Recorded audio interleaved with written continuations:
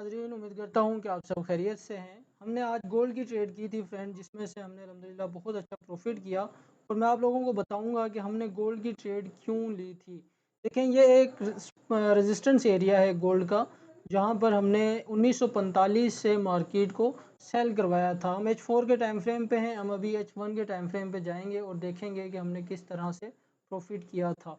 ये देखें, यहाँ से 1945 से फ्रेंड्स मैंने इस रेजिस्टेंस एरिया में जैसे ही मार्केट दाखिल हुई, मैंने यहाँ से आप लोगों को सेल की एंट्री दी थी, जिससे हमने अल्हम्दुलिल्लाह बहुत अच्छा प्रॉफिट किया और 1952 का हमने स्टॉप लॉस रखा था। 1952 का या 1950 का मैंने स्टॉप लॉस दिया था और मार्केट ने FOMC की न्यूज़ में बहुत अच्छी मूवमेंट की और हमारा टारगेट था फ्रेंड्स 1938 तक मार्केट आएगी। 1938 तक तो नहीं आई, क्योंकि हम जो कहते हैं वो 100% नहीं होता। मार्केट ने हमारे मुताबिक नहीं चलना, बल्कि हमने मार्केट के मुताबिक चलना है।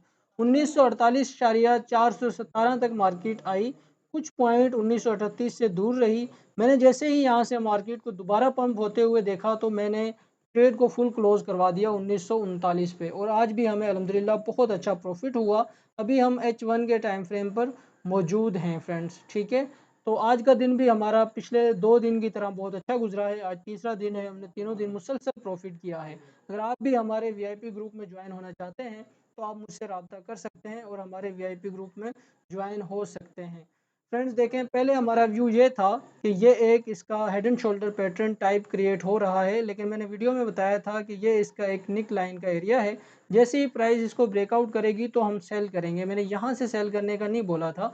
मार्केट ने न्यूयॉर्क सेशन में पंप किया, पंप करने के बाद H4 की इस रेजिस्टेंस में यहाँ पर इसने से रिजेक्शन ली यहाँ से, और जैसे ही मार्केट ने FOMC में सेल में मूव दी, हमने अपना प्रॉफिट लिया और हम मार्केट से निकल गए। देखें, कम ट्रेड करना, सब्र से ट्रेड करना, हौसले से ट्रेड करना या ट्रेड ना करना भी एक प्रॉफिट ही होता है।